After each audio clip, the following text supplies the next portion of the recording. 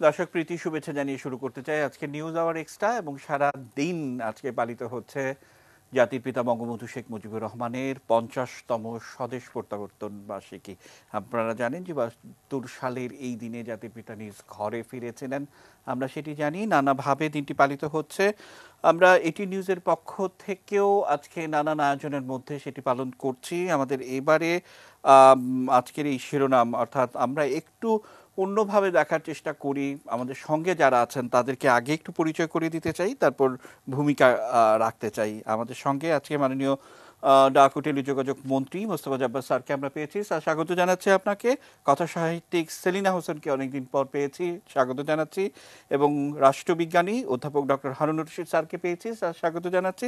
এবং H M Shamsuddin Chowdhury মানিক স্যারকে পেয়েছি। স্যার, সবাইকে স্বাগতম। এবং যে কথা বলছিলাম যে আমরা নানাভাবে বিভিন্ন পর্যায়ে বঙ্গবন্ধু নিয়ে অনেক কাজ হচ্ছে, সেগুলো হয়তো কিছুটা খোঁজ খবর আমরা রাখার চেষ্টা করি, কিন্তু এই ১০ জানুয়ারি এলে আমার কাছে মনে হয় যে নতুন প্রজন্মের আবারও শপথ নেয়ার একটা দিন, যে আবারও শপথ নিতে হবে এই দেশকে আমরা কতটা ভালোবাসবো, কেমন করে ভালোবাসবো। আমরা সেই ধারাবাহিকতায় আজকের শিরোনাম রেখেছি গরিবের ধন। আসলে গরিবের ধন আমরা এরকম একটি শিরোনাম কেন রাখতে হলো আমরা হয়তো একটু পরেই হয়তো দেখব। কিন্তু আমার একটি ছোট্ট প্রশ্ন, যে জাতির পিতা যখন দেশে ফিরছিলেন, দেশে দেশে যেভাবে তাকে সম্মানিত করা হলো, এবং আমার কাছে মনে হয়েছে যে তার মানে কি আগে থেকে প্রস্তুত করা ছিল যে বাংলাদেশ যখন স্বাধীন হবে তার জাতীয় সঙ্গীতটি এমন হবে, কিংবা তার জাতীয় পতাকাটি এরকম হবে। মানে মনে হচ্ছে যেন আগে থেকেই সব কিছু ঠিকঠাক করে রাখা। তাহলে তো এই স্বদেশ প্রত্যাবর্তন দিবসের কথা আমরা বলছি, এটি তো বাঙালি পুরো জাতির নিজের ঠিকানায় ফিরে আসা, সে কথা আমরা বলতে পারবো কিনা। আমরা ছোট্ট একটি রিপোর্টিং আজকে সারাদিন এটি নিউজে চলেছে, সেটি দেখে আমরা আজকের অনুষ্ঠান শুরু করতে চাই। पाकिस्तान की हार के बाद वे राष्ट्रपति बन गए। कराची में एक आम सभा में उन्होंने कहा, ये जरूरी हो गया है कि शेख मुजीबुर रहमान को रिहा कर दिया जाए। ১৯৭২ সালের ৭ জানুয়ারি লারকানায় তার বাগান বাড়িতে ভুট্টোর স্বভাবসুলভ প্রশ্ন, মুজিব, আপনার শেষ ইচ্ছে তাহলে কি? বঙ্গবন্ধু উত্তরে বলছেন, আমি স্বাধীন সার্বভৌম বাংলাদেশের জাতীয় সঙ্গীত শেষবারের মতো পাকিস্তানের মাটিতে বসে শুনতে চাই। অনিচ্ছায় অশ্রুসিক্ত নয়নে নিরুপায় ভুট্টোর সেটি ব্যবস্থা করা ছাড়া আর কিছু কি উপায় ছিল?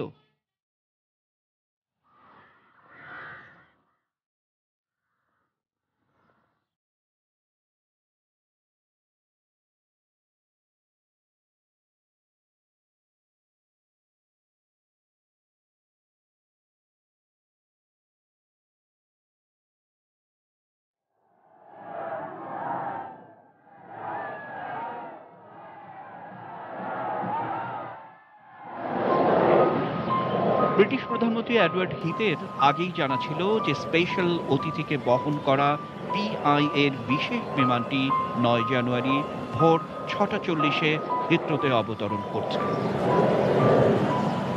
আর তাই তার নির্দেশেই মধ্যরাতেই 166 গ্রামিস স্ট্রিটের এইচএমবির দোকান খুলিয়ে তৈরি রাখা হলো বাঙালির এই অভিবাদনের স্বাগত সঙ্গীত। মা তোর মুখের বাণী আমার কানে লাগে দুধার মতো,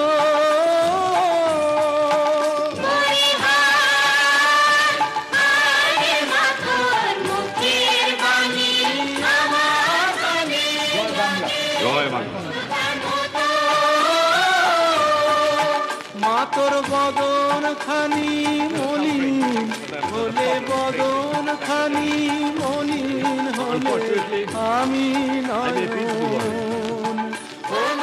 এরপর ১০ জানুয়ারি সকাল ৮টা ১০ দিল্লির পালান বিমানবন্দরে ইতিহাসের এই মহানায়ক যখন নামছিলেন, তখন অল ইন্ডিয়া রেডিওর কমিউনিটি বক্সে বসে হেমন্ত মুখোপাধ্যায়ের অভিবাদন ছিল এমন, আমার সোনার বাংলা আমি তোমায় ভালোবাসি চিরদিন আবারও বিমান চলতে শুরু করলো। এবারের গন্তব্য একেবারে নিজের ঘরে।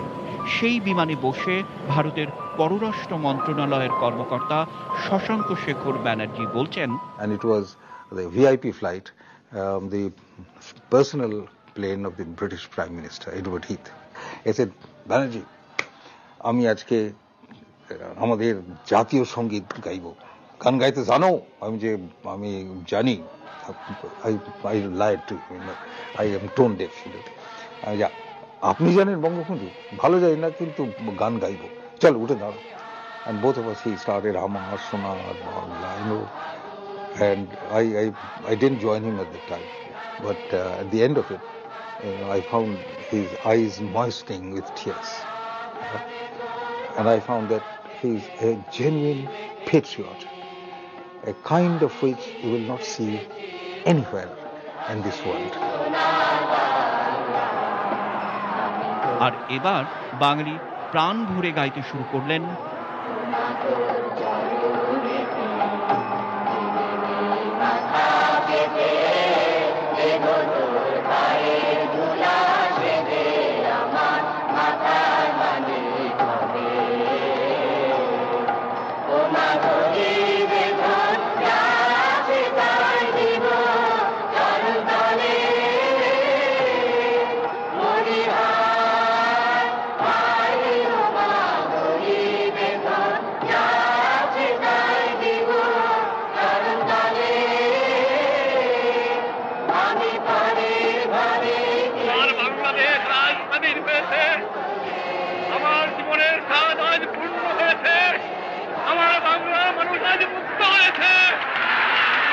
বাঙালির ৪,৫০০ বছরের ইতিহাসে তার জাতির পিতাকে কিভাবে ভালোবাসতে হয় সেদিন বাঙালি তাকে আবারও দেখিয়েছিলেন।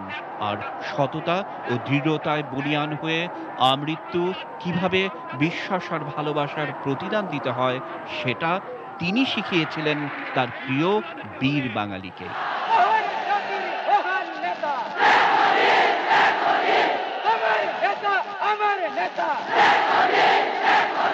এ না হলে কি আর বঙ্গবন্ধু?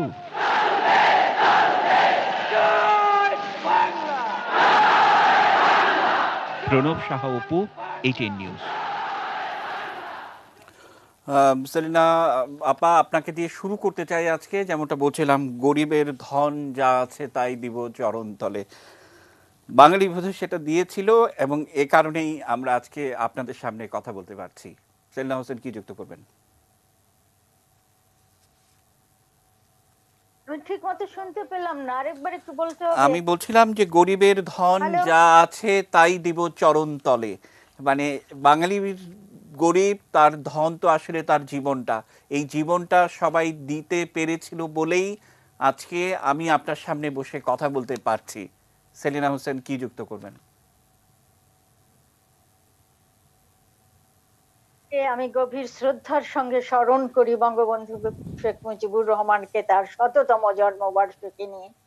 তিনি আমাদের প্রাণের সেই মানুষ, যে মানুষকে না পেলে আমরা একটি স্বাধীন সার্বভৌম দেশের অধিবাসী হতে পারতাম না। আমাদের এই জায়গা থেকে তিনি সেই জায়গাটা গড়ে তুলেছিলেন। তার সামনে যে দুঃখী মানুষের একটি শব্দ ছিল, সেই শব্দ দিয়ে তিনি নিজের জীবনটা পরিচালনা করেছেন। তার পরবর্তী সময় থেকে, দেশভাগের ৪৭-এর দেশভাগের পরবর্তী সময় থেকে তিনি পূর্ব বাংলাকে যেভাবে দেখেছিলেন সেটাই ছিল তার জীবন দর্শনের সবচেয়ে বড় জায়গা। এই বড় জায়গা ধারণ করে গরিবের ক্ষণ আমরা যখন মনে করি যে এইভাবে তিনি আমাদের পরিচালনা করেছেন, জীবন যুদ্ধে নিয়ে গেছেন, আমাদের অর্জনের জায়গাটা দেখিয়েছেন, এবং সেই স্বাধীন সার্বভৌম দেশে আজকে 10ই জানুয়ারি তিনি ফিরে এসেছেন। আমাদের প্রবল প্রত্যাশা ছিল যে তিনি কবে ফিরবেন। আমরা যারা 16ই ডিসেম্বরের পরে অপেক্ষা করছিলাম। আমরা এইটাও পড়েছি, শরণার্থী যারা কলকাতা এবং ইন্ডিয়ার অনেক জায়গায় ছিল, তারা অনেকেই বলতো যে বঙ্গবন্ধু দেশে না ফিরলে আমরা দেশে ফিরবো না। এমনও ছিল তার প্রতি ভালোবাসার বড় দিক। সুতরাং বঙ্গবন্ধুকে নিয়ে আমরা যে জনগণের, আমরা যে গণমানুষের চিন্তাকে আকাশচুম্বী করতে চাই, সেই জায়গাটি ধারণ করে তার 50তম স্বদেশ প্রত্যাবর্তন আমাদের জীবনে একটি দর্শনের জায়গা হবে, এবং সেই দর্শনের জায়গা থেকে আমরা অনেক কিছু শিক্ষা গ্রহণ করব, যে কিভাবে গণমানুষকে ভালোবেসে তার জীবন পরিচর্যার জায়গাটা মর্যাদার সময় নিয়ে যাওয়া যায়, এবং এই মর্যাদার আসন থেকে তিনি আমাদেরকে আরো পথ দেখাবেন। আমরা যখন জানি যে স্বাধীনতা পরবর্তী সময়ে তিনি যখন রাষ্ট্রের হাল ধরলেন, 37,000 স্কুলকে তিনি অবৈতনিক ঘোষণা করলেন, একটি শিক্ষিত সমাজ ব্যবস্থা গড়ে তোলার এটা একটা সবচেয়ে বড় দিক। 11,000 প্রাথমিক স্কুল তিনি নিজে প্রতিষ্ঠা করলেন। শুধু ভাত নয়, শিক্ষাটার জায়গা থেকেও তিনি যে মানুষের চিন্তা করেছেন, সেই ভাত খাওয়ার মানুষেরা শিক্ষার জায়গায় পূর্ণতা পাবে, এটাই ছিল তার জীবন দর্শনের বড় দিক। আমি এভাবেই তাকে স্মরণ করি। অসংখ্য ধন্যবাদ সেনাপু। আসবো আপনার কাছে। হারুন স্যার, আপনার কাছে আসতে চাই। আমরা শুরুতে আমরা শশাঙ্ক শেখর ব্যানার্জির সেই ইন্টারভিউটার কিছু অংশ আমরা দেখাচ্ছিলাম, এবং এই পুরো ইন্টারভিউটা যখন আমরা ধারণ করি তখন কিন্তু অনেক কথা তিনি বলেছিলেন। তার একটি ধারাবাহিকতা, অর্থাৎ আমরা আজকে যে প্রতিবেদনটি করেছি, যে সেই ভুট্টোর বাগান বাড়ি থেকে শুরু করে লন্ডন এবং দিল্লি হয়ে ঢাকায় ফিরলেন, প্রত্যেক জায়গায় জাতীয় সঙ্গীত, এটি মানে আমার কাছে তো মনে হয়েছে বাঙালি জাতিকে প্রস্তুত তো করেছেনই, তাহলে কি বিশ্ববাসীকেও বঙ্গবন্ধু তৈরি করে রেখেছিলেন যে এরকম স্বাধীনতা হলে আমাদের জাতীয় সঙ্গীত এটা হবে? হারুন স্যার। ধন্যবাদ আপনাকে। আজকে আমাদের জাতীয় জীবনে অত্যন্ত গুরুত্বপূর্ণ একটি দিন, স্বাধীনতার সুবর্ণ জয়ন্তী এবছর 26শে মার্চ। অন্যদিকে আমরা জাতি হিসাবে আমাদের জাতির পিতার জন্ম শতবর্ষ 2020 থেকে 2021 সেটা পালন করছি। এই দুটো শুভ মহানক্ষণে এবং দুটো ক্ষণকে আমরা সামনে রেখে আজ মিলিত হয়েছি 10ই জানুয়ারি জাতির পিতার স্বদেশ প্রত্যাবর্তন দিবস উপলক্ষে কিছু কথা বলার জন্য। আপনি কয়েকটা কথা বলেছেন প্রারম্ভিক বক্তব্য। একটা হলো অনুষ্ঠানের নাম রেখেছেন গরিবের ধন, আর একটা কথা বলেছিলেন যে জাতীয় সঙ্গীত, জাতীয় পতাকা তাহলে কি আগে থেকেই রচিত হয়ে গিয়েছিল, এই দুটো বলেছেন। তারপর বলেছেন যে পাকিস্তান, লন্ডন এবং ইন্ডিয়া হয়ে যখন আসছেন, প্রত্যেকটা দেশে খোদ পাকিস্তানি যে বঙ্গবন্ধু জাতীয় সঙ্গীত পরিবেশন করার জন্য তাগিদ দিয়েছেন এবং সেটা পরিবেশিত হয়েছে। এর যদি বিশ্লেষণ করি তাহলে প্রথম আমি যেটা বলি সব সময়, যে বঙ্গবন্ধু জাতির পিতা এবং স্বাধীন বাংলাদেশ রাষ্ট্রের স্রষ্টা হওয়ার আগে প্রথমে তিনি হয়েছেন মনে প্রাণে একজন খাঁটি বাঙালি, একজন নির্ভেজাল বাঙালি। বাঙালির হাজার বছরের ইতিহাসের আমাদের যে ঐতিহ্য, আমাদের যে সংগ্রাম, আমাদের যে স্বপ্ন, আমাদের যে সংস্কৃতি, সেটাকে তিনি মনে প্রাণে ধারণ করেছেন। কাজেই এই যে বাঙালি সত্তা এবং সেই বাঙালি সত্তা বিনির্মাণের অন্যতম কবি হলেন আমাদের সেই জাতীয় সঙ্গীতের কবি, বিশ্বকবি, বাঙালির হৃদয়ের কবি রবীন্দ্রনাথ ঠাকুর। এবং কবি রবীন্দ্রনাথ ঠাকুরের আমার সোনার বাংলা আমি তোমায় ভালোবাসি, এটাই হয়েছে আমাদের জাতীয় সঙ্গীত। এটা কি অলানে ছাড়েন এরা হয় না। আমি এর আগেও বলেছি, একাধিক গ্রন্থেও লিখেছি এবং অনেকে এখানে যারা আছেন জানেন, 1966 সালে বঙ্গবন্ধু যখন তার ঐতিহাসিক 6 দফা কর্মসূচি দিলেন, যে কর্মসূচির মূল লক্ষ্য ছিল 1 দফা, অর্থাৎ বাঙালির জাতীয় মুক্তি বা স্বাধীনতা। সেই 6 দফা কর্মসূচি যখন মতিঝিলের হোটেল ইডেনে আওয়ামী লীগের কনফারেন্সে গৃহীত হলো 18 থেকে 20 মার্চ 1966, সেই আওয়ামী লীগের কাউন্সিলের উদ্বোধনী সঙ্গীত কি ছিল? উদ্বোধনী সঙ্গীত ছিল আমার সোনার বাংলা আমি তোমায় ভালোবাসি। কাজেই 1966 সালে, এটা মনে রাখবেন, 1961 সালে বঙ্গবন্ধু কমরেড মনি সিং এবং খোকা রায়ের সঙ্গে আন্ডারগ্রাউন্ডে দেখা করে বলেছেন আমি স্বাধীনতার লক্ষ্যে সুনির্দিষ্ট কর্মসূচি দেব, আমি আপনাদের সহযোগিতা চাই। কাজী এই যে জাতীয় সঙ্গীত 1971 সালের মার্চ মাসে কার্যত স্বাধীন বাঙালি জাতির অভ্যুত্থান ঘটেছে বঙ্গবন্ধু নেতৃত্বে। জাতীয় পতাকা উড্ডীন হয়েছে, দেশের আমার জাতীয় সঙ্গীত পরিবেশিত হয়েছে পল্টনে, এবং সেখানে বঙ্গবন্ধুকে জাতির পিতা ঘোষণা করা হয়েছে। বঙ্গবন্ধুর হাতে প্রশাসন, তিনি ডিফ্যাক্টো সরকার প্রধান, তার কথা নির্দেশ অনুযায়ী সরকার পরিচালিত হয়, আবার কর্মকাণ্ড বন্ধ হয়। কাজেই আমাদের যে স্বাধীন জাতি হিসাবে আমাদের অভ্যুদয় কিন্তু মার্চ মাসেই ঘটে যাচ্ছে, যে কারণে 71-এর 9 মাস হলো হানাদার কবলিত ছিলাম আমরা দখলদার বাহিনী বলি, হানাদার বাহিনী বলি। স্বাধীন আমরা হয়েছি আনুষ্ঠানিকভাবে 26শে মার্চ যখন বঙ্গবন্ধু ঘোষণা করেছেন, সেই দিন থেকে আমাদের স্বাধীনতা। 16ই ডিসেম্বর হলো আমাদের মহান বিজয় দিবস।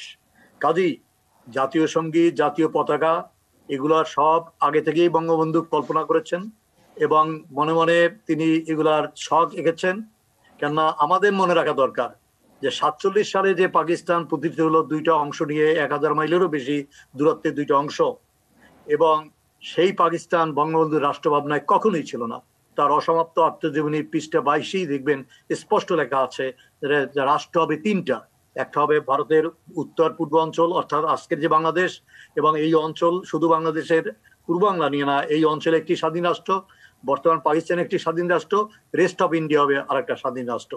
কাজী বঙ্গবন্ধুর যে স্বদেশ প্রত্যাবর্তন 1972 সালে 10ই জানুয়ারি, এটা বলা যেতে পারে যে এর আগে 71-এর মুক্তিযুদ্ধের মধ্যে দিয়ে কিন্তু আমরা স্বাধীন জাতি হিসাবে আমাদের অভ্যুদয় এবং একটি জাতি রাষ্ট্র বাংলাদেশ আমরা পেয়েছি বঙ্গবন্ধু নেতৃত্বে। এর আগে বাঙালির ইতিহাসে কখনো আমরা স্বাধীন জাতীয় ছিলাম না, রাষ্ট্র তো ছিলই না। এই কথাটি কিন্তু আজকে মাননীয় প্রধানমন্ত্রী তার আলোচনায় ঠিক এই কথাটিই বলেছেন। একেবারে আপনার কথাটি তিনি বলছিলেন যে একেবারে ভূমিপুত্র শেখ মুজিবুর রহমান, যে আমরা একটু দেখাতে চাই মাননীয় প্রধানমন্ত্রীর এই ভাষণের এই অংশটুকু। মোস্তফা জব্বার, আপনি তৈরি থাকবেন, তারপর আপনার কাছ থেকে শুনবো। একটা জাতির প্রতি, মানুষের প্রতি কতটা নিবেদিত হলে পরে, মানুষকে কতটা ভালোবাসতে পারলে এইভাবে আত্মত্যাগ করতে পারে আর এইভাবে মানুষের কথা বলতে পারে। একমাত্র এই মানে ভূমিপুত্র বলতে, এই মাটির সন্তান বলতে বঙ্গবন্ধু শেখ মুজিবই প্রথম এদেশের শাসনভার হাতে নিয়েছিলেন। তার আগে যারাই ছিল তারা কিন্তু এই দেশে তাদের জন্ম ছিল না। দেশকে তিনি চিনতেন, জানতেন, ভালোবাসতেন এবং দেশের কল্যাণেই তিনি তার জীবনকে উৎসর্গ করেছিলেন। তিনি যে জাতীয় ঐক্যের ডাক দিয়ে দ্বিতীয় বিপ্লবের কর্মসূচি দিয়েছিলেন এবং সেই ব্রিটিশ আমল থেকে তৈরি করা যে শাসন ব্যবস্থা আমূল পরিবর্তন করে গণমুখী ব্যবস্থা তিনি করবার পদক্ষেপ নিয়েছিলেন, সেটা যদি করে যেতে পারতেন তাহলে ওই পরবর্তী 5 বছরের মধ্যে বাংলাদেশ ক্ষুধামুক্ত, দারিদ্র্যমুক্ত সোনার বাংলা হিসেবে গড়ে উঠত, এতে কোনো সন্দেহ নেই। মোস্তফা জব্বার, কি যুক্ত করবেন? আমি বাক্যটা একটু শেষ করে দিই একটা সেকেন্ডে। বাক্যটা হলো এই, কাজী 1972 সালে 10ই জানুয়ারি বঙ্গবন্ধুর স্বদেশ প্রত্যাবর্তন মূলত বাঙালি জাতি 1000 বছর ধরে যে বিজাতীয় উপনিবেশিক শাসনাধীনে ছিল সেই শৃঙ্খল থেকে মুক্ত হয়ে বঙ্গবন্ধুর সঙ্গে সঙ্গে যেন সমগ্র জাতিরই স্বদেশ প্রত্যাবর্তন ঘটেছে। জি স্যার, আসবো। আর গরিবের ধন, ওই ব্যাখ্যা কিন্তু আপনার কাছ থেকে শুনবো। হারুন স্যার, আপনি ভাবতে থাকুন। মোস্তফা জব্বার, আপনার পালা এবার। মাননীয় প্রধানমন্ত্রী যে কথা বলছিলেন,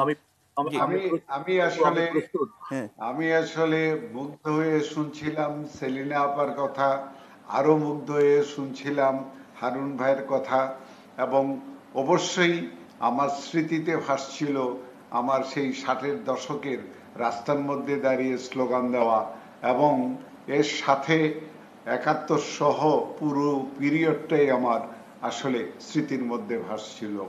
এটি আজকে প্রধানমন্ত্রী যে কথাটি বলেছেন, আমার কাছে মনে হয় যে বাঙালি হিসেবে প্রথম যে বিষয়টি ধারণ করা উচিত সেটি হচ্ছে এ পর্যন্ত বাংলাদেশ নামক যে ভূখণ্ডটিকে আমরা স্বাধীন সার্বভৌম রাষ্ট্র হিসেবে স্বাধীন করতে পেরেছি, এই রাষ্ট্রটি প্রথমবারের মতন বাঙালির হাতে স্বাধীন হয়েছে সেটি বঙ্গবন্ধু শেখ মুজিবুর রহমানের হাতে।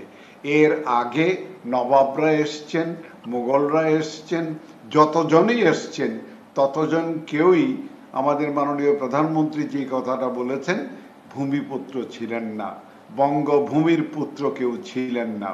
ফলে এই বঙ্গভূমির প্রতি যে দরদ, যে ভালোবাসা এবং যে ঐকান্তিকতা থাকার কথা, যে দেশপ্রেম থাকার কথা, তাদের মধ্যে এটি আমরা প্রত্যাশাও করি না। এবং সেই কারণে বস্তুত পক্ষে ৭১-এর স্বাধীনতার আগের সমগ্র সময়টা বাঙালি জাতির জন্য ঔপনিবেশিক একটি শাসনকাল, এবং এই ঔপনিবেশিক শাসনকাল বলেই এই বঙ্গভূমি, যেই বঙ্গভূমি এক সময়ে সবচেয়ে ধনী একটি রাষ্ট্র ছিল, তার কারণ ছিল কৃষি যুগে বঙ্গভূমির মতন উর্বর এলাকা এই অঞ্চল তো দূরের কথা পৃথিবীর বহু জায়গাতেই ছিল না। সেই উর্বর ভূমিটা আস্তে আস্তে আস্তে আস্তে দারিদ্র্য সীমার নিচে পর্যন্ত যেতে বাধ্য হয় শুধুমাত্র ঔপনিবেশিক শোষণের জন্য, এবং আমরা শোষিত হতে হতে এমন একটা স্তরে গিয়ে দাঁড়াই, আমি স্পষ্টতই বুঝতে পারছেন যে টুঙ্গিপাড়ার কাদাপাটি পায়ে দেয়া একটা লোক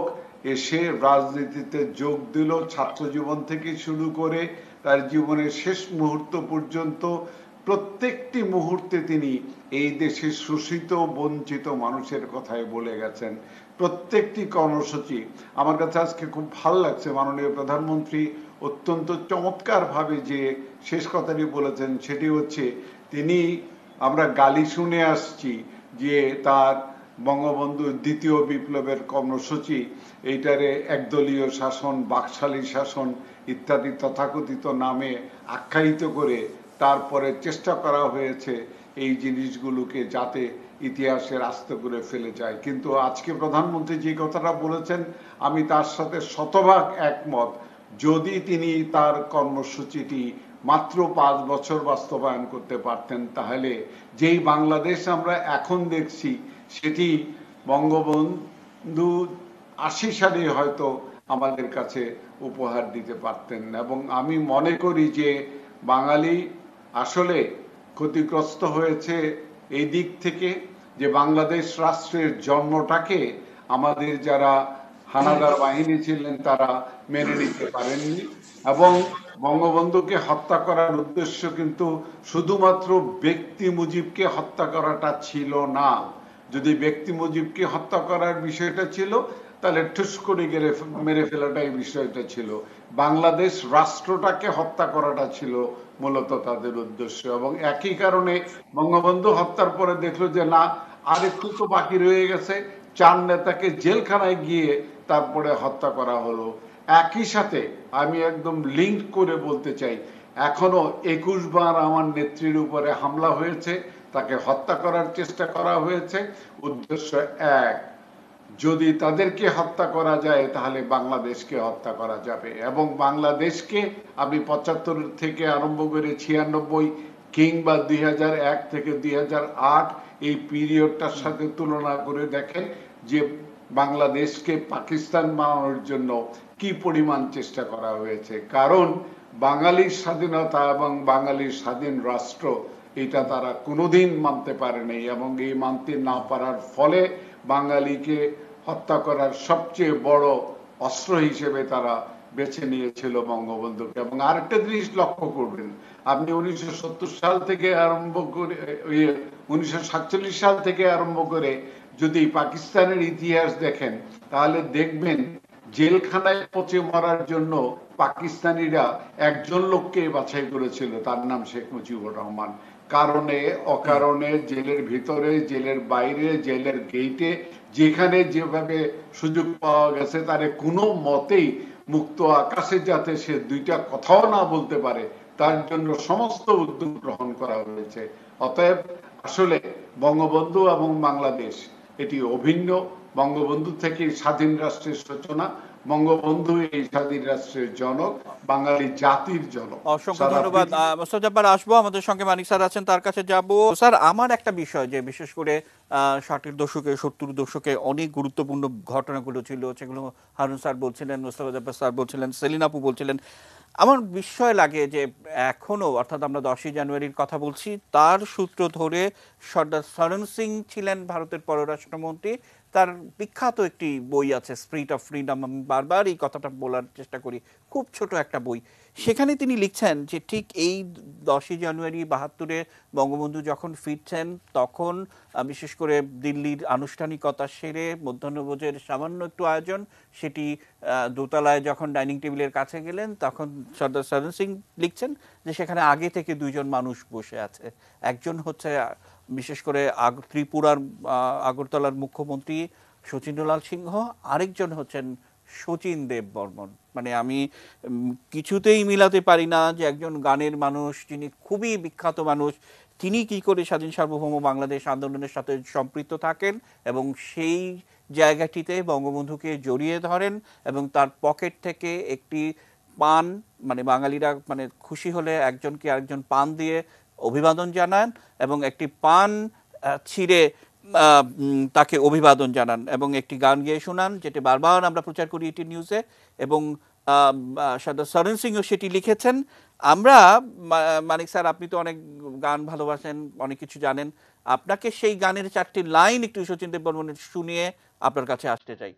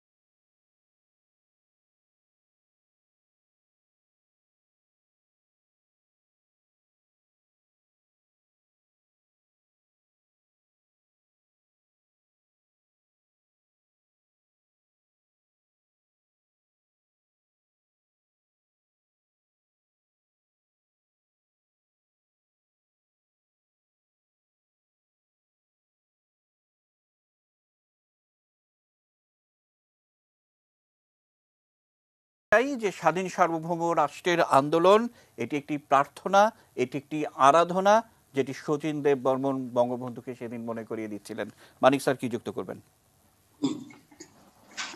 শুরুতেই আমি আমাদের জাতির জনক, যার জন্ম না হলে আমরা এই স্বাধীন ভূখণ্ড পেতাম না, তার আত্মার প্রতি গভীর শ্রদ্ধা জানিয়ে দুটি কথা বলবো। আপনার শুরুতেই যে কথাটি আপনি বলেছেন গরিবের ধন, সেই ব্যাপারে আমি গতকাল ব্রিটেনের অন্যতম প্রভাবশালী লর্ড আহমেদ যে কথাটি বলেছেন সেটি দিয়ে আমি শুরু করতে চাই। লর্ড আহমেদ গতকাল এক ওয়েবিনার সভায়, যেটি আয়োজন করেছিলেন আমাদের লন্ডনে, যুক্তরাষ্ট্রে আমাদের বাংলাদেশের রাষ্ট্রদূত, সেখানে লর্ড আহমেদ বলেছিলেন যে বঙ্গবন্ধু ছিলেন বিশ্বের নিপীড়িত মানুষের নেতা এবং এজন্যই তাকে আজ শুধু বঙ্গবন্ধু নয়, তাকে বিশ্ববন্ধু হিসাবে ঘোষণা দেওয়া অত্যন্ত সঙ্গত। তো এই কথা থেকেই বোঝা যায় যে সারা বিশ্বের কাছে তিনি গরিবের যে মানুষ ছিলেন, তার দর্শন যে গরিবদের নিয়ে, সেটি অত্যন্ত পরিষ্কার। এ ব্যাপারে আমি আমার স্মৃতির একটি কথা উল্লেখ করতে চাই। বহুদিন আগে বঙ্গবন্ধু, ইউরোপীয় বঙ্গবন্ধু পরিষদের এক সভায় সেখানে আমার থাকার সুযোগ হয়েছিল। আয়ারল্যান্ডের বিখ্যাত নোবেল বিজয়ী শোন ম্যাকব্রাইড বলেছিলেন যে বঙ্গবন্ধু দার্শনিক ছিলেন এবং তিনি দার্শনিক ছিলেন বার্টন রাসেলের প্রকৃতির একজন দার্শনিক, কারণ তার দর্শন, তার চিন্তা, তার ধারণা সবকিছু ছিল নিপীড়িত মানুষের কথায়, নিপীড়িত মানুষের জন্য। তিনি কিন্তু প্যালেস্টাইনি জনগণের মুক্তির কথা বলতেন। তিনি বলতেন জিম্বাবুয়ে, দক্ষিণ আফ্রিকা, মোজাম্বিক, জাম্বিয়া, এইসব দেশের মানুষ তখন মুক্তি সংগ্রামে লিপ্ত ছিল, তাদের কথায় তিনি ভাবতেন। তিনি বলতেন যে আমি প্রথম একজন মানুষ এবং মানুষ হিসাবে আমি সারা পৃথিবীর নিপীড়িত মানুষের কথা ভাবি। আমার দ্বিতীয় পরিচয়, আমি একজন বাঙালি এবং সেই জন্য অবভিয়াসলি আমি বাঙালির কথা ভাবি। তিনি কিন্তু তার মুসলমান পরিচয়টিকে সর্বনিম্নে রেখেছিলেন এখন, এবং একইভাবে কিন্তু সেই সময়ের 60-এর দশকের যিনি বিশ্বকে কাঁপিয়ে দিয়েছিলেন সেই ফিডেল ক্যাস্ট্রো কিন্তু একই কথা বলেছিলেন যে বঙ্গবন্ধু ছিলেন দরিদ্র মানুষের, দুঃখী মানুষের নেতা। এবং এই উদ্দেশ্যেই যে কথাটি আজ আমাদের মাননীয় প্রধানমন্ত্রী বলেছেন, তিনি বাকশাল গঠন করেছিলেন। বাকশাল গঠনের পিছনে তার একমাত্র উদ্দেশ্য ছিল দুঃখী মানুষের দুঃখ সরানো, দুঃখী মানুষের মুখে হাসি ফোটানো। এটিকে বিকৃত করেছে কারা? যারা 71-এর পরাজিত অপশক্তি, তারাই তার বাকশাল ধারণার কথা অন্যভাবে এনেছে, সেটিকে বিভ্রান্ত। স্যার, এই কারণেই কি আজকে মাননীয় প্রধানমন্ত্রী যে কথা বলেছেন, নিশ্চয়ই আপনি খেয়াল করেছেন যে স্বাধীনতাকে যারা ব্যর্থ করতে চেয়েছিল, এবং আজকে স্বাধীনতার 50 বছর পূর্তির ঠিক মহেন্দ্রক্ষণে আমরা এসে দেখছি সেই সব অপশক্তি কিন্তু আজ ব্যর্থ রাজনৈতিক দলের, ব্যর্থ শক্তির দলের তালিকায় কিন্তু পড়ছে। আমি স্যার এই বিষয়গুলো নিয়ে আপনাকে একটু মনে করিয়ে রাখলাম, আপনার কাছে আমি আসব, কিন্তু ঠিক যে প্রশ্নটি আপনার কাছে ছিল আমি সেলিনা হোসেনের কাছ থেকে শুনবো যে এই যে গানের মানুষের সাথে সম্পৃক্ততা এবং এই যে সকল মানুষের সঙ্গে কিভাবে পাকিস্তানি গোয়েন্দাদের নজর এড়িয়ে ভালো সম্পর্ক রেখে একটা লক্ষ্যে পৌঁছে যাওয়া, এগুলো কি সহজ কথা? বা এই শচীন দেবের কথা কি আমরা কি কেউ জানতাম যে এই মানুষটির পছন্দের মানুষ বঙ্গবন্ধু? সেলিনা হোসেন কি যুক্ত করবেন?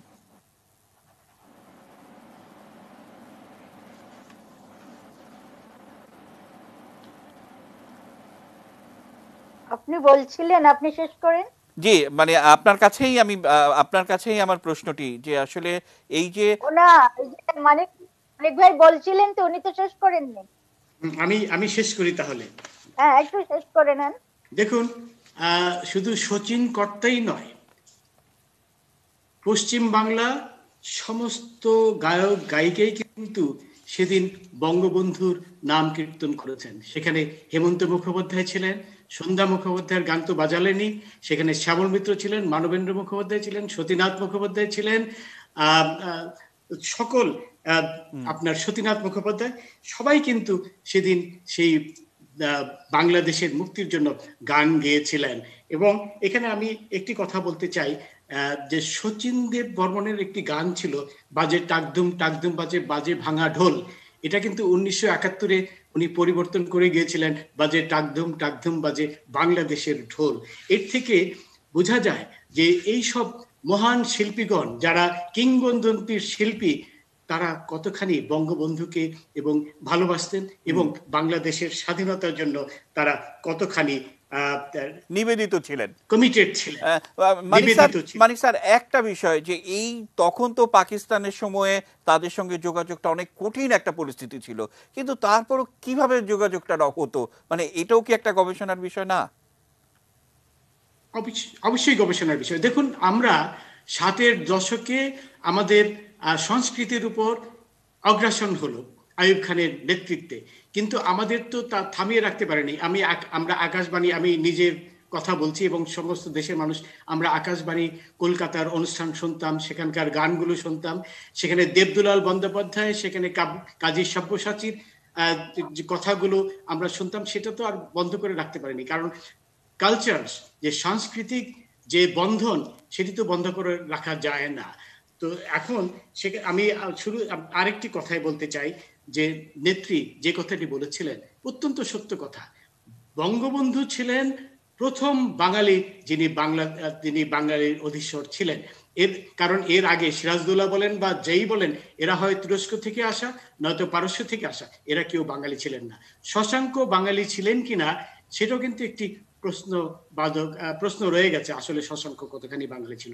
সেই অর্থে বঙ্গবন্ধু শেখ মুজিব ছিলেন বাংলাদেশের প্রথম রাষ্ট্র। স্যার, আমি আসবো আপনার কাছে, সেলিনাপার কাছে যাব। যে কথা বলছিলাম যে এই যে সব ধরনের মানুষের সঙ্গে পরিচয় থাকা, সেই সময় গোয়েন্দা নজর এড়িয়ে মানে এইটি একটি অনন্য বিষয় আমার কাছে মনে হচ্ছে। এবং আপনারা নিশ্চয়ই জানেন যে মানিক স্যার কিছুক্ষণ আগে হেমন্ত মুখোপাধ্যায়ের কথা বললেন এবং সবার নাম বললেন যাদের সাথে ব্যক্তিগত পরিচয়, এবং অল ইন্ডিয়া রেডিওতে সেই সময় ধারা বর্ণনা দিচ্ছিলেন দেবদুলাল বন্দ্যোপাধ্যায় এবং হেমন্ত নিজে, যেটি আমাদের প্রতিবেদনে দেখালাম।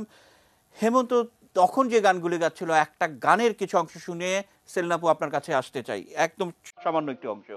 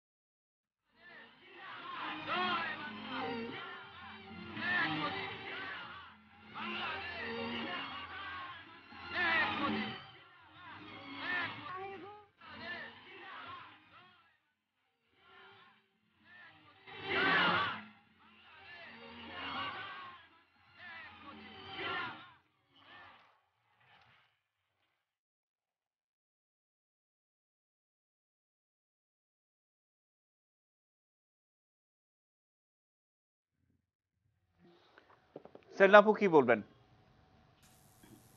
আমি এই 10ই জানুয়ারি বঙ্গবন্ধু রমনা রেসকোর্সে যে ভাষণটি দিয়েছিলেন সেই পরিপ্রেক্ষিতে বলতে চাই যে হেমন্ত মুখোপাধ্যায় যেভাবে গানের বাণীটি শেষ করলেন সেটা আমাদের বাঙালি জাতিসত্তার একটি প্রধান দিক।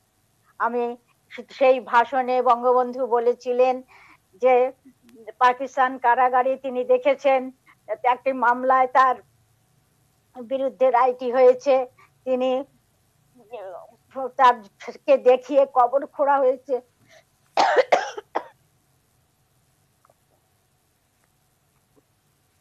তাকে দেখিয়ে কবর খোঁড়া হয়েছে। তখন তিনি বসে দিনের ভাষণে বললেন, ফাঁসির মঞ্চে যাওয়ার আগে আমি বলবো আমি বাঙালি, বাংলা আমার দেশ, বাংলা আমার ভাষা। এইভাবে নিজের জাতিসত্তাকে, নিজের মাতৃভাষাকে আন্তর্জাতিক বিশ্বে পৌঁছে দেওয়ার জন্য যা কিছু করা দরকার তার সবটুকু বঙ্গবন্ধু ধারণ করেছেন। আমাদের মানিক ভাই একটু আগে বলেছিলেন যারা যেসব বাঙালির মধ্যে যারা ক্ষমতায় ছিলেন তারা কেউ এভাবে আমাদের ভূমিপুত্র ছিলেন না, এটা সত্যি। এবং বঙ্গবন্ধু যেভাবে ভূমিকে ধারণ করেছিলেন তার দর্শনে, তার সৃজনশীলতায়, মননশীলতায়, এই সব কিছু নিয়ে আজকে তিনি আমাদের কাছে সেই অসাধারণ মানুষ। তিনি 1974 সালের 25শে সেপ্টেম্বর জাতিসংঘে বাংলা ভাষায় বক্তৃতা করলেন, নিজের মাতৃভাষাকে কত বড় জায়গায় তুলে দেওয়ার জন্য তার এই চেষ্টা।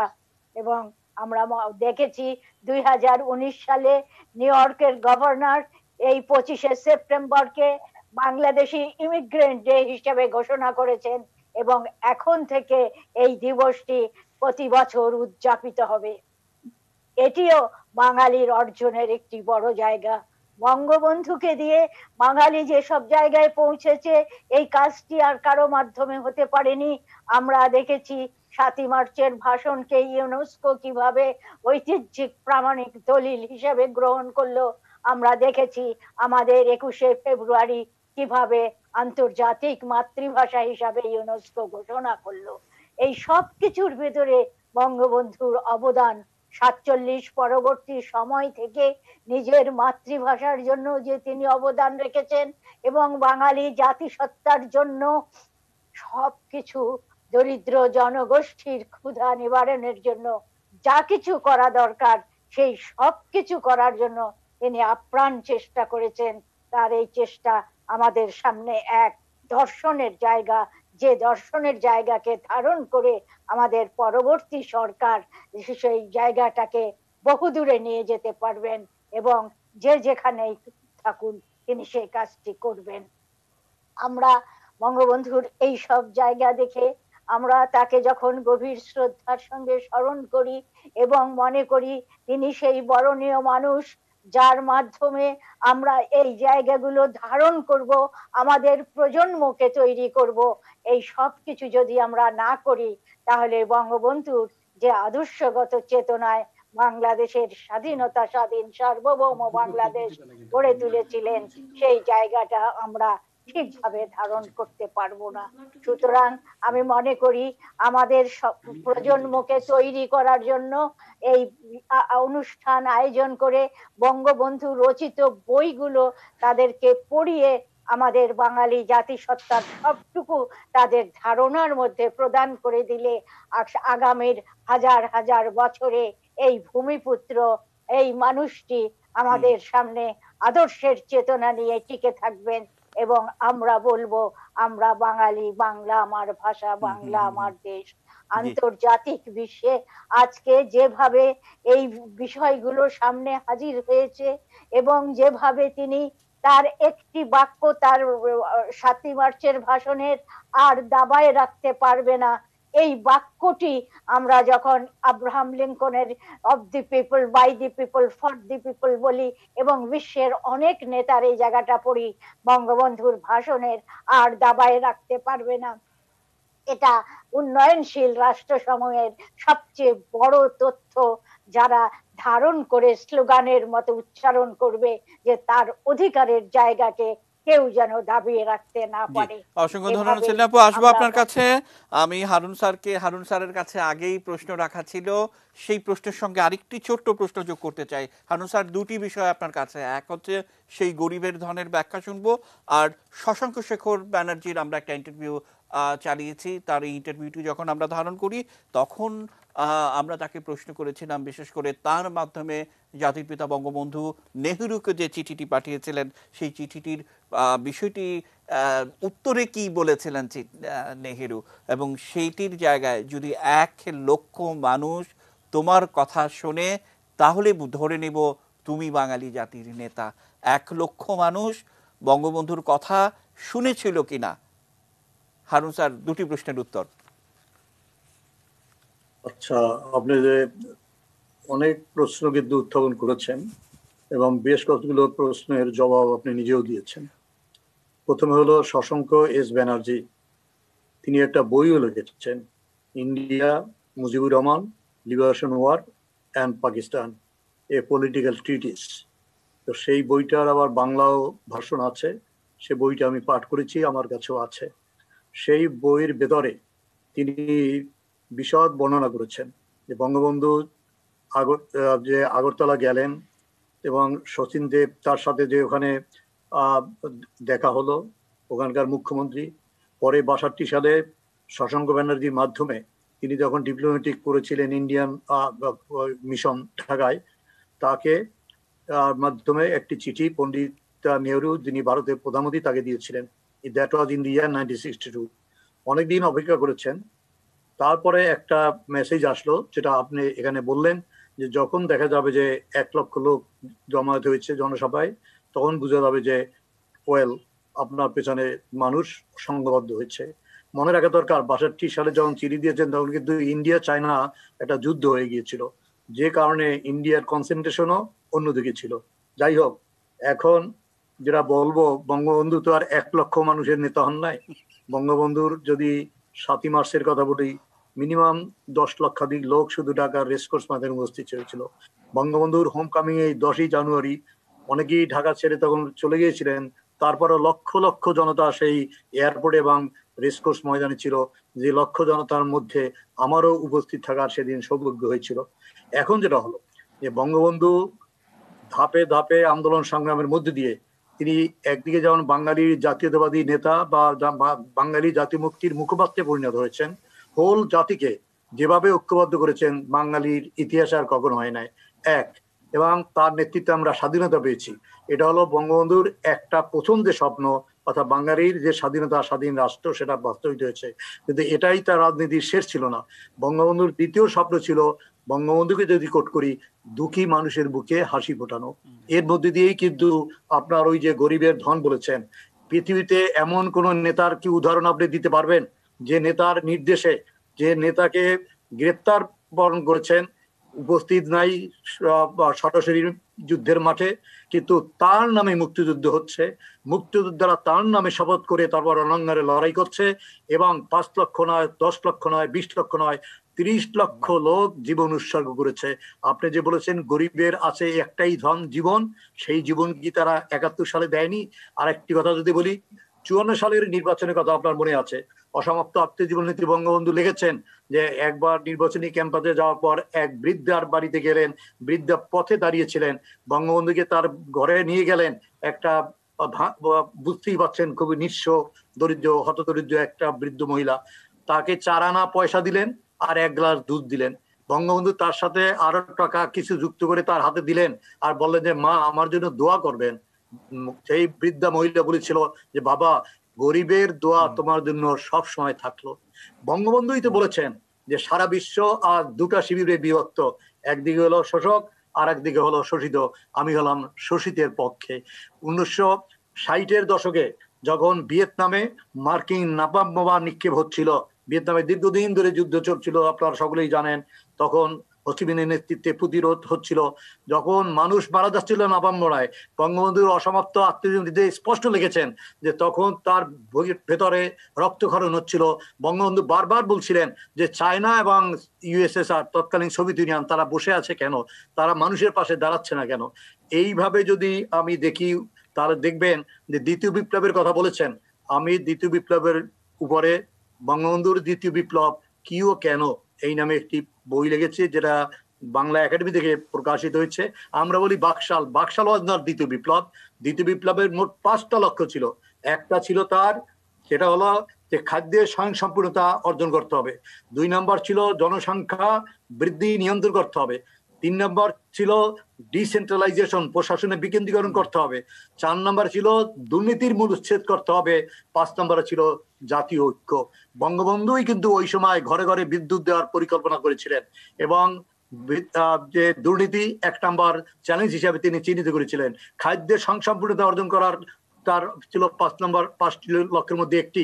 আজকে যেমন আমরা খাদ্যের স্বয়ংসম্পূর্ণতা অর্জন করেছি, কাজেই দ্বিতীয় বিপ্লবের লক্ষ্য ছিল, আসলে দ্বিতীয় বিপ্লবকে বঙ্গবন্ধুকে যদি কোট করি, সেটা ছিল সিস্টেম চেঞ্জ।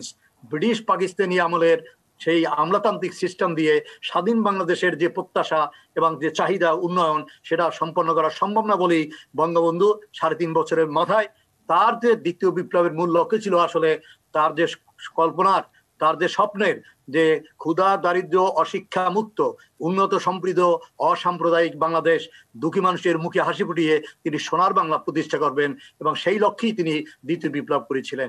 কাজেই যারা মুক্তিযুদ্ধ বিরোধী, যারা স্বাধীনতা বিরোধী, তারা আসলে এটাকে অপপ্রচার করে ভিন্নভাবে অপব্যাখ্যা দিয়েছেন, কিন্তু দ্বিতীয় বিপ্লবের মূল লক্ষ্যই ছিল শোষণ মুক্তি, যেটা 1971 সালে 7ই মার্চ বঙ্গবন্ধু বলেছিলেন। আর একটা কথা বলি এ প্রসঙ্গে, 71 সালের 7ই মার্চ তার ভাষণ, একদিকে যুদ্ধের সম্মুখীন, তারপর ভাষণে কি বলেছেন, আমার গরিব দুঃখী মানুষের যাতে কষ্ট না হয়, এই জন্য মাসের শেষে আপনারা যাবেন এবং আপনারা তাদের বেতন দিয়ে দিবেন। এই যে আমার গরিব দুঃখী মানুষ, বঙ্গবন্ধুর হলেন গরিব দুঃখী মানুষের নেতা। 71 পর্যন্ত হলে তিনি বাঙালির জাতীয়তাবাদী নেতা। এরপরেই তার মূল যে কনস্টিটুয়েন্সি, মূল যে সমর্থনের ভিত্তি, যাদেরকে তিনি ভালোবেসেছেন, যারা তাকে আপন করে নিয়েছেন, ওই যে এক বৃদ্ধ মহিলার কথা বললাম, আজকে বাংলাদেশ আওয়ামী লীগ বাংলাদেশের সবচেয়ে শক্তিশালী সংগঠিত রাজনৈতিক দল। আসুন না এইভাবে একটা দল তৈরি করে দেখান একজনে, সম্ভব না। একমাত্র it was possible on the part of Bangabandhu, এবং বঙ্গবন্ধুর পক্ষে এটা সম্ভব হয়েছে। কিভাবে হয়েছে? জনগণের সাথে তিনি মিশে গেছেন। মাননীয় প্রধানমন্ত্রী যেটা বলেছেন, সত্যিকার অর্থেই তিনি হলেন ভূমিপুত্র। আমি ঠিক এই কথা সূত্র ধরে মোস্তফা জব্বার অনেকক্ষণ ধরে মানে আপনি বুঝছেন, এবং আপনি মানে আমার এই প্রশ্নটি মুক্তিযোদ্ধা মোস্তফা জব্বারের কাছে, যে এই সময়টাতে আপনারা যেই স্লোগানটি দিতেন, অর্থাৎ 69, 70, 71, এবং সেই স্লোগানের কিছু অংশ আমাদের প্রতিবেদনে দেখিয়েছি, যে যে জাতির কথা বলছেন সেই জাতীয় মহান, এবং যেই জাতির নেতৃত্ব যিনি দিচ্ছেন তিনিও মহান। এবং এই 10ই জানুয়ারি আমরা সেই প্রতিবেদনে যে মহান জাতির মহান নেতা শেখ মুজিব, এবং 10ই জানুয়ারির এই আগমন, অর্থাৎ বাঙালি তাকে বিশ্বাস করেছিল, আস্থা রেখেছিল, সমস্ত ভালোবাসার প্রতিদান কিভাবে দিতে হয় সারা জীবন দিয়ে তিনি দেখিয়েছেন। প্রণব, সত্যি সত্যিই বঙ্গবন্ধুর নাম যখন আসে আমাদের আবেগ আপ্লুত হওয়া ছাড়া আসলে নিজেকে প্রকাশ করাটা কঠিন হয়ে যায়। তারপরেও আমি বলবো যে আমরা এখন বস্তুনিষ্ঠ হওয়ার চেষ্টা করছি, বঙ্গবন্ধু সম্পর্কে জানার চেষ্টা করছি, বোঝার চেষ্টা করছি, তার সম্পর্কে তথ্য সংগ্রহ করার চেষ্টা করছি। 60-এর দশকে যখন মহান জাতির মহান নেতা শেখ মুজিব বলতাম, তখন কিন্তু জিজ্ঞেস করি নাই কি কারণে বঙ্গবন্ধুর এই নির্দেশ পালন করতে হবে, কি কারণে এই স্লোগান দিতে হবে, অথবা কি কারণে এর বিরোধিতা করতে হবে। এইসব প্রশ্ন করার মতন মানসিক অবস্থাও আমাদের ছিল না। বঙ্গবন্ধুর একটি বিষয় আমার মনে হয় পুরো জাতির উপলব্ধি করা দরকার। পাকিস্তান রাষ্ট্র সৃষ্টি হওয়ার পরে বঙ্গবন্ধু অত্যন্ত স্পষ্টভাবে উপলব্ধি করেন এই পাকিস্তান বাঙালির রাষ্ট্র নয়, এবং সেই কারণেই পাকিস্তানের রাজনৈতিক সংগঠনকে বাদ দিয়ে উনি 48 সালের 4 জানুয়ারি কিন্তু বাংলাদেশ ছাত্রলীগ তৈরি করেন, এবং তাতে তিনি স্পষ্ট করে একটা দিক নির্দেশনা স্থির করেন। সময় লেগেছে অনেক, কিন্তু স্থির করেন বাঙালি তার স্বাধীন রাষ্ট্র প্রতিষ্ঠা করবে। এবং সেই কারণে আপনি দেখবেন বঙ্গবন্ধু প্রথম যে ইস্যুটাকে নিয়ে আমাদের পাকিস্তানের রাজনীতিতে তোলপাড় করেন সেটি হচ্ছে ভাষা। এবং ভাষা আন্দোলন কতটুকু পর্যন্ত টেনে নিয়েছেন, 56 সাল পর্যন্ত ভাষা আন্দোলন বস্তুতপক্ষে পাকিস্তানের রাজনীতিকে আবর্তিত করেছে, এবং এই আবর্তনের মধ্য দিয়েই 56 সাল পর্যন্ত তিনি তার রাজনৈতিক সংগঠনগুলো গড়ে তুলেছেন। পরবর্তীকালে যদি আপনি লক্ষ্য করেন 56 থেকে আপনি 66 পর্যন্ত যাবেন, মাঝখানে 54 নির্বাচনকেও যদি চিন্তা করেন, 66 সালে এসে কিন্তু যেটি আমাদের হারুন ভাই বলেছেন যে তিনি প্রকৃতপক্ষে ঘোষণা করেই দিয়েছেন যে বাংলাদেশ একটা স্বাধীন রাষ্ট্র। দফা কয়েকটা দেওয়া হয়েছে, কিন্তু দফাগুলোর যদি আপনি একটু ভালো করে সরল বাংলায় ব্যাখ্যা করেন তাহলে এটাকে বাংলাদেশ রাষ্ট্র না বইলা প্রদেশ বলার অথবা এর একটা রাষ্ট্রের অংশ বলার কোনো সুযোগ 6 দফাতে অন্তত নাই। সেইখান থেকে যদি আপনি ধারাবাহিকভাবে যেতে শুরু করেন, 66 সালের পরে বাংলাদেশে বঙ্গবন্ধু ছাড়া কোনো রাজনৈতিক নেতা ছিল না। বাকি যারা ছিলেন বঙ্গবন্ধুর সহযোগী ছিলেন, বঙ্গবন্ধুর কখনো বিরোধিতা করেছেন, কখনো উল্টা পথে হাঁটছেন, কখনো মস্কোপন্থী হয়েছেন, কখনো পিকিংপন্থী হয়েছেন, কখনো ডান দিকে গেছেন, কখনো বাঁ দিকে গেছেন। এবং বঙ্গবন্ধু চিন্তা করে দেখেন সেই সময় থেকেও কিন্তু বঙ্গবন্ধু সেই সমাজতন্ত্রের কথা বলে আসছেন। আজকে আমরা সমাজতন্ত্র সংবিধানও দেখি এবং সর্বত্র দেখি, কিন্তু বঙ্গবন্ধু খুব স্পষ্ট করে বলেছেন আমার সমাজতন্ত্র মস্কোরও না, আমার সমাজতন্ত্র পিকিং এরও না। তার মানে হচ্ছে তিনি তার নিজস্ব চিন্তা ভাবনা দিয়ে যেই কথাগুলো আমরা এতক্ষণ যাবৎ আলোচনা করলাম, এই ভূমি যেই ভূমির পুত্র তিনি, সেই ভূমির গরিব দুঃখী মানুষের জন্য যতটুকু সামাজিক সাম্য প্রতিষ্ঠা করা দরকার এবং যেইটুকু তিনি চিন্তা করেন তার চিন্তা ভাবনার উপর ভিত্তি করে কিন্তু আসলে তিনি শোষিত বঞ্চিত মানুষের জন্য কাজ করে গেছেন। এবং আমার কাছে মনে হয়েছে যেটা সেটি হচ্ছে আমরা 60-এর দশকে এমন কোনো নেতা নাই যার বই পড়ি নাই। হোচিমিন থেকে শুরু করে রেজিস দেব্রে কিংবা চে গুয়েভারা, যার নাম বলবেন তার সবার বই আমরা পড়ছি। এখন আবার যখন বঙ্গবন্ধুর বইগুলো পড়া শুরু করছি, যখন ইতিহাসগুলো আমাদের হারুন ভাইরা একটু তুলে ধরার চেষ্টা করছেন, যখন একটু ডিটেলসে যাওয়া করছি, আমি আপনাকে খুব স্পষ্ট করে বলতে পারি আমাকে কেউ প্রমাণ করে দেখাতে পারবে না যে বঙ্গবন্ধু একটি রাষ্ট্র গঠন করার জন্য তার জাতির জনক হিসেবে যে ভূমিকা পালন করেছেন, রাজনীতিবিদ হিসেবে যে ভূমিকা পালন করেছেন এবং একজন প্রশাসক হিসেবে যে ভূমিকা পালন করেছেন, তার সাথে তুলনা করার মতন একটা মানুষের জীবনীও আমি এখন পর্যন্ত পাইনি। সেইভাবে সবকিছু তুলনা করার মতন অবস্থা পাইনি। আমার একটা ঋণ প্রকাশ করার জন্য আপনাকে আমি একটু সময় নিতে চাই, সেটি হচ্ছে আমাদের সেলিনা আপা বলে গিয়েছিলেন যে আমাদের শিক্ষার ক্ষেত্রে তিনি কি করে গেছেন এবং বিশেষ করে প্রাথমিক শিক্ষা বিদ্যায়তন প্রতিষ্ঠা করার জন্য আমরা বাংলাদেশকে ডিজিটাল বাংলাদেশ ঘোষণা করেছি 2008 সালের 12ই ডিসেম্বর। মাননীয় প্রধানমন্ত্রী 2021 সালে বাংলাদেশকে ডিজিটাল বাংলাদেশ হিসেবে পরিচিত করাতে চেয়েছিলেন এবং আমরা ডিজিটাল বাংলাদেশ এই শব্দ এবং তার পরবর্তী পদক্ষেপগুলো সেগুলোকে আমরা 2008-এর পর থেকেই গণনা করি। কিন্তু আপনি কি একটু কল্পনা করতে পারেন যে যিনি ধ্বংসস্তূপের মধ্যে একটি বাংলাদেশ রাষ্ট্র প্রতিষ্ঠা করেছেন, যার কালভার্ট নাই, যার খাবার নাই, যার সেতু তৈরি করার ক্ষমতা নাই, স্কুল ঘর ভাঙ্গা থেকে আরম্ভ করে প্রত্যেকটা যিনি ধ্বংসস্তূপ, সেই সময়ে তিনি টিএনটি বোর্ড প্রতিষ্ঠা করেন, সেই সময় তিনি ইউনিভার্সাল পোস্টাল ইউনিয়নের সদস্য পদ নেন, ইন্টারন্যাশনাল টেলিকম ইউনিয়নের সদস্য পদ নেন এবং আপনি চমকে যাবেন যে 1975 সালের 14ই জুন তিনি বেতবুনিয়াতে উপগ্রহ ভূকেন্দ্র স্থাপন করেন। তাহলে আপনি চিন্তা করতে পারেন যে আমি 2009-এ এসে ডিজিটাল বাংলাদেশ গড়ে তোলার জন্য আনুষ্ঠানিক কাজ করছি, আর বীজটা বপন করছেন কে? বঙ্গবন্ধু। এই বঙ্গবন্ধুর বীজের উপরে ভিত্তি করে পরবর্তীকালে আমাদের নেত্রী জননেত্রী শেখ হাসিনা 96 থেকে 2001 এবং 2009 থেকে আজ পর্যন্ত আজকের যে বাংলাদেশটাকে আমরা দেখছি, যে বাংলাদেশের উপরে দাঁড়িয়ে কথা বলছি, যে বাংলাদেশ এখন বস্তুত সচল সজীব একটা দেশ হিসেবে চলমান রয়েছে, করোনার মধ্য থেকেও রয়েছে, এই ডিজিটাল রূপান্তরটা একটা কৃষিভিত্তিক লাঙ্গল জোয়ালের দেশে আমরা কি প্রত্যাশা করতে পারতাম? একজন পুত্র যে রাষ্ট্র তৈরি করেছে সেই রাষ্ট্রকে আজকের জায়গায় আসতে পারবে, এটি চিন্তা করতে পারতাম? হেনরি কিসিঞ্জারের কথা যদি মনে রাখেন তাহলেই আপনার এখন মনে হয়ে যাবে।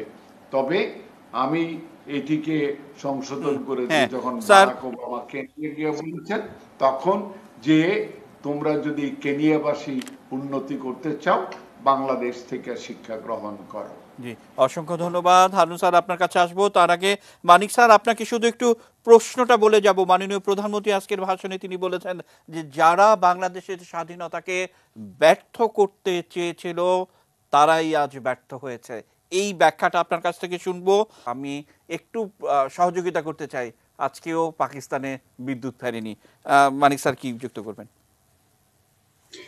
দেখুন, নেত্রীর এই কথা যে কতখানি সত্য তা তো পরিষ্কার বোঝা যায়, কারণ জনগণ এই পাকিস্তান প্রেমী গোষ্ঠীকে আস্থা করে নিক্ষেপ করে দিয়েছে।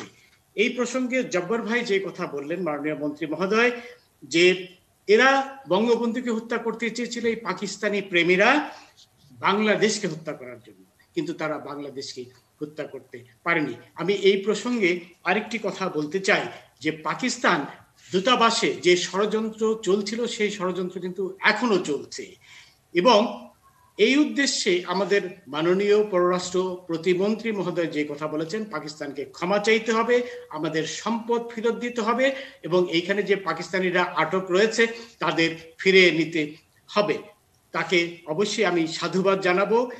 এবং এখানে এই প্রসঙ্গে আরো বলতে চাই যে পাকিস্তান কিন্তু ক্ষমা চাওয়ার ধারে কাছেও নেই। এরপরেই পাকিস্তানি রাষ্ট্রদূত আল জাজিরায় অনেকটা মিথ্যাচার করে বিবৃতি দিয়েছে।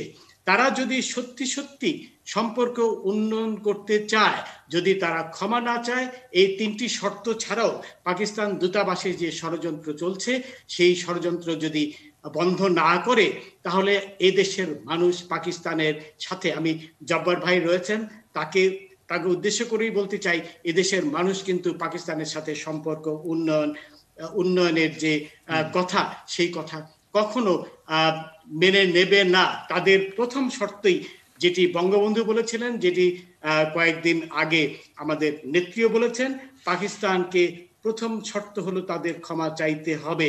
এই ক্ষমা না চাইলে তাদের সাথে সম্পর্ক উন্নয়নের কোনো প্রশ্নই আসে না। এবং সবচেয়ে বড় কথা, এই কাশিম বাজার কুঠি যাকে আমি বলি পাকিস্তানি দূতাবাস, সেই দূতাবাসে ষড়যন্ত্র আমাদের দেশের বিরুদ্ধে, আমাদের মুক্তিযুদ্ধের চেতনার বিরুদ্ধে, এবং এখানে বসে ভারতের বিরুদ্ধে যে ষড়যন্ত্র তারা করছে,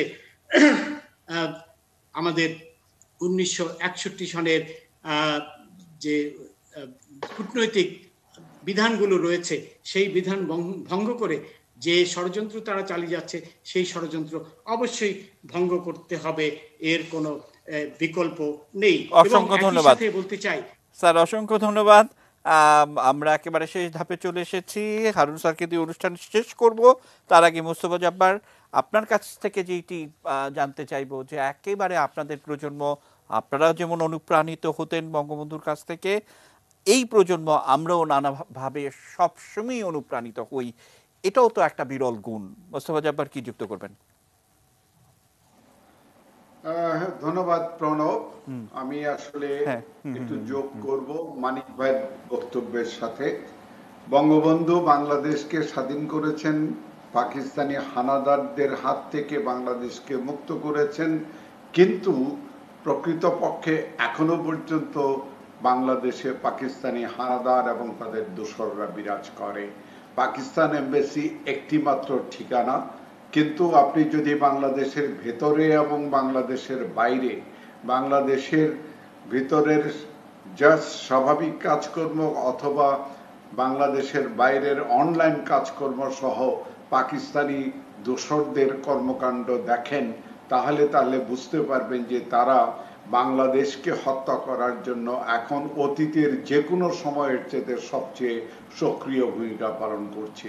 এবং এই ভূমিকা পালন করার সবচেয়ে বড় কারণ হচ্ছে পাকিস্তান কোনো মতেই, এমনকি আরেকবার জন্ম নিলেও বাংলাদেশের সাথে তুলনা করার মতন কোনো ধরনের উন্নয়নের ঠিকানায়ও যেতে পারবে না। ফলে আলটিমেটলি আমাদের কাছে যেটা ইম্পর্টেন্ট, আপনাদের প্রজন্মের জন্য, আপনাদের পরের প্রজন্মের জন্য, বঙ্গবন্ধুর বাংলাদেশ এবং বঙ্গবন্ধুর বাংলাদেশকে রক্ষা করবে বঙ্গবন্ধুর বাংলাদেশের যারা সৈনিক, সেই সৈনিকেরাই। অসংখ্য ধন্যবাদ, বঙ্গবন্ধুর সৈনিক হিসেবে। অসংখ্য ধন্যবাদ। আমরা আবারও সেলিনা আপার কাছে যেতে চাই। 30 সেকেন্ড সেলিনা আপু আপনার সময়, আপনি কি যুক্ত করবেন? সেলিনা আপু।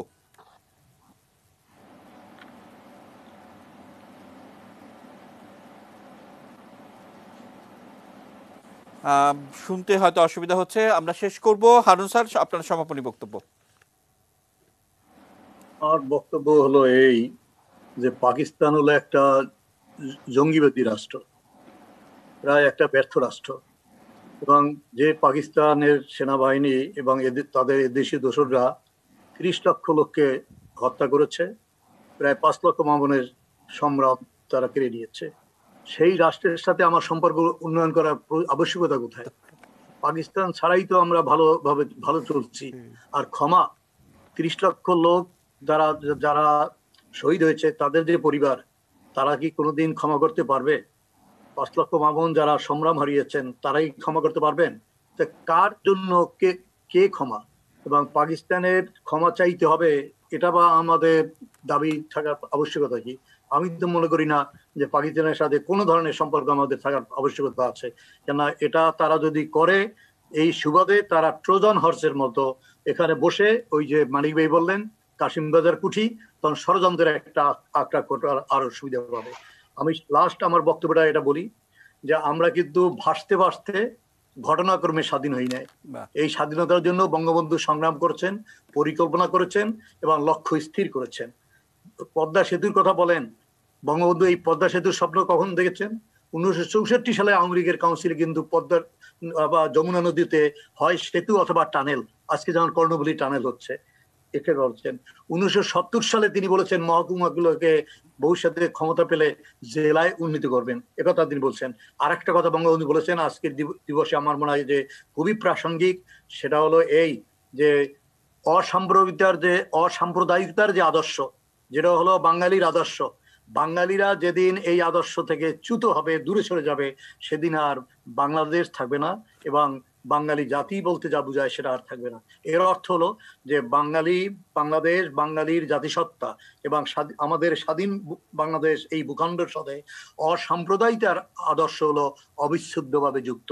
কাজে আজকে যে সাম্প্রদায়িক শক্তি যারা বাংলাদেশকে বারবার পাকিস্তানি ধারায় ফিরিয়ে নিতে চায়, তাদের বিরুদ্ধে আজকে জাতির পিতার এই স্বদেশ প্রত্যাবর্তন দিবসে আমাদের বরং অঙ্গীকার হওয়া উচিত যে জাতির পিতার যে স্বপ্ন ছিল একটা অসাম্প্রদায়িক ক্ষুধা দারিদ্র উন্নত সমৃদ্ধ বাংলাদেশ তথা সোনার বাংলা প্রতিষ্ঠা, সেই বাংলাদেশ বিনির্মাণে আমরা আমাদের সবকিছু উৎসর্গ করব, আমাদেরকে নিবেদিত করব এবং যে অসাম্প্রদায়িকতার যে আদর্শ সেই আদর্শকে আমরা যে কোনো মূল্যে সমুন্নত রাখবো। এটাই অসংখ্য ধন্যবাদ। আমাদেরকে সময় দেওয়ার জন্য আপনাদের প্রত্যেককে শুভেচ্ছা অভিনন্দন জানিয়ে শেষ করতে চাই। এই অনুষ্ঠানটি রাত 1:10 পুনঃ প্রচারিত হয়। দেখার আমন্ত্রণ জানিয়ে শেষ করতে চাই। শুভরাত্রি।